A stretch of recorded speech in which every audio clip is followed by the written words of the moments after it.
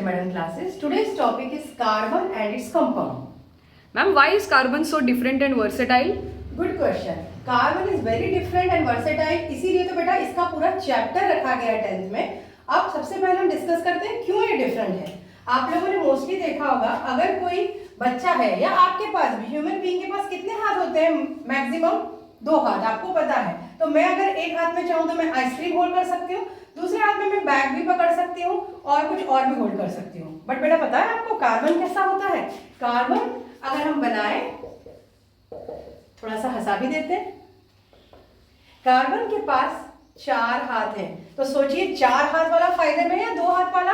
वो 4 चीजों को होल्ड कर सकता है. वो एट ए टाइम 2 आइसक्रीम खा सकता है, एक में मोबाइल फोन भी पकड़ सकता है, राइट, और एक में कुछ और भी पकड़ सकता है वो.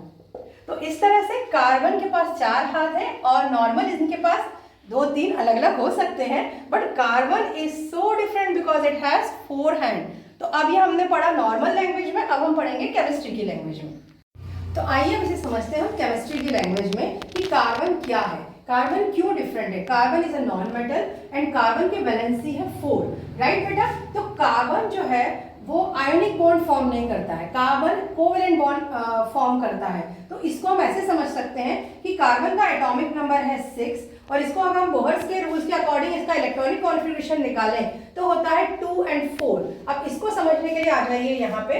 कार्बन का कोई भी एटम हो उसके न्यूक्लियस में होते हैं प्रोटॉन एंड न्यूट्रॉन, और इलेक्ट्रॉन जो होते हैं, ये जो दिख रहे हैं आपको, ये क्या है? सारे इलेक्ट्रॉन्स जो होते हैं वो अलग अलग शेल में घूमते रहते हैं. तो यहाँ पे फर्स्ट शेल होती है के शेल, इसमें मैक्सिमम 2 इलेक्ट्रॉन हो सकते हैं. उसके बाद आती है एल शेल, इसमें 8 आते हैं, वो बोहर्स के रूल के अकॉर्डिंग हम अरेंज करते हैं. तो अब इसके बाहर के शेल में है 4 इलेक्ट्रॉन. अब इसको अगर अपना ऑक्टेन कंप्लीट करके स्टेबिलिटी गेन करनी है तो या तो ये 4 इलेक्ट्रॉन डोनेट कर दे या ये 4 इलेक्ट्रॉन एक्सेप्ट कर ले और अपना ऑक्टेन कंप्लीट कर ले. आपको पता है जब भी कोई एटम इलेक्ट्रॉन डोनेट करता है या देता है तो वो क्या बनाता है? वो कैटायन फॉर्म करता है. कैटायन मतलब C+. यहाँ पे कार्बन है और वो प्लस बनाता है. ये ऐसे याद रख सकते हो, जब भी आप कोई चीज डोनेट करते हैं तो पता है ना कि आपको पुण्य मिल जाता है. तो अगर ये डोनेट कर रहा है इलेक्ट्रॉन तो इसको क्या हो रहा है? इसको प्लस, तो ये प्लस आयन बनाता है. इसको ऐसे समझ सकते हैं. और इसके पास देखिए आपके जो न्यूक्लियस में प्रोटॉन तो 6 है, सिर्फ इलेक्ट्रॉन ट्रेवल करते हैं, इलेक्ट्रॉन भी 6 हैं. अगर इसने ये चारों इलेक्ट्रॉन दे दिए बेटा तो इसके पास कितने इलेक्ट्रॉन बचेंगे? 2. और प्रोटॉन कितने बचेंगे? 6. तो ये मुश्किल क्यों होता है? ये क्यों नहीं बनाता? ये क्यों इलेक्ट्रॉन डोनेट नहीं करता है? कि प्रोटॉन 6 है, इलेक्ट्रॉन 2 है. तो जैसे जैसे हम एक इलेक्ट्रॉन निकलता जाएगा, हमारा 6 से 5 होगा, 4 होगा, 3 होगा, तो वैसे वैसे प्रोटॉन उसको और ज्यादा होल्ड करेगा, इलेक्ट्रॉन को अट्रैक्ट करेगा.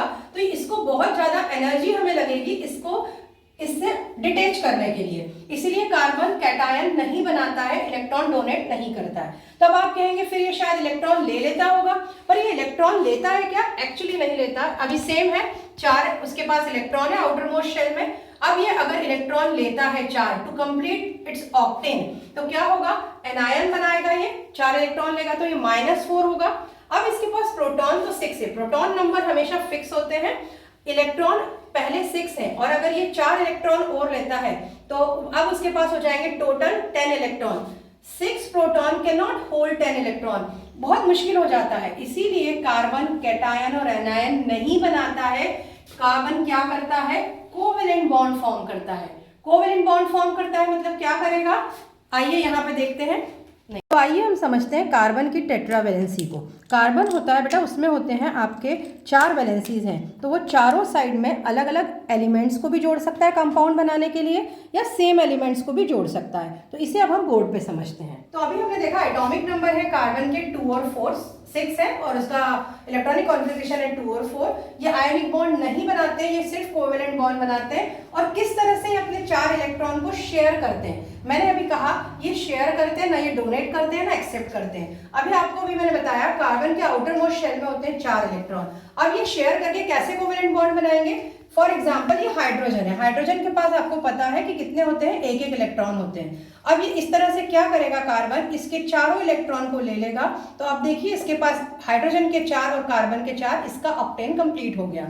अब हाइड्रोजन का कहेंगे तो हम हाइड्रोजन भी अपने के शेल में 2-2 इलेक्ट्रॉन कंप्लीट कर लेता है, इसको बोलते हैं इलेक्ट्रॉन डॉट स्ट्रक्चर। और अगर कार्बन का कहें तो this is the property of carbon that is tetravalent, कि वो 4 अलग अलग, यहाँ पे और भी बताया 4 सेम एलिमेंट से भी बाइंड हो सकता है। इसमें देखिए उसने एक क्लोरीन है, बाकी 3 हाइड्रोजन है, CH3Cl या हाइड्रोजन, तो ये हो गया CH2Cl2, इसमें 2 क्लोरीन है। तो एक क्लोरीन, हाइड्रोजन, नाइट्रोजन, ऑक्सीजन, ऐसे सब इससे जुड़ सकता है। तो ये इसकी एक प्रॉपर्टी हुई टेट्रावैलेंस। अब हम इसकी सेकंड कैटेनेशन, जो बहुत इंपॉर्टेंट प्रॉपर्टी है, उसके बारे में डिस्कस करेंगे। तो अब इसकी सेकंड प्रॉपर्टी पे आते हैं जो बहुत मोस्ट इंपॉर्टेंट है, that is catenation. It is a outstanding property of carbon, कि कार्बन कार्बन से जुड़ के एक लंबी चेन बना सकते हैं, या इसको हम कह सकते हैं कि ability to combine itself, ability to combine itself, ऐसे वो बहुत लॉन्ग चेन बना सकता है बेटा। और ये जितने मैंने छोड़े हुए यहाँ पे हाइड्रोजन हो सकते हैं, हाइड्रोजन मोस्टली होते हैं, या इसमें दूसरे एलिमेंट भी जुड़ सकते हैं। इस तरह से कार्बन कार्बन की चेन बनाना, इस प्रॉपर्टी को हम बोलते हैं कैटेनेशन। तो कार्बन का आज हमने देखा कि carbon is so different and so versatile. क्यों? फर्स्ट, वो आयनिक बॉन्ड नहीं बनाता, वो कौन से बॉन्ड बनाता है, कोवेलेंट बॉन्ड बनाता है। और उसकी जो 2 मोस्ट इंपॉर्टेंट प्रॉपर्टी है, first is a tetravalent and second is a catenation. इस पे बहुत सारे क्वेश्चन आपसे पूछे जाते हैं, तो इसको अच्छे से डिटेल में पढ़िएगा, समझिएगा। अगर आपको कोई प्रॉब्लम हो और कुछ समझ में नहीं आए तो मुझे कमेंट कर सकते हैं। Thank you.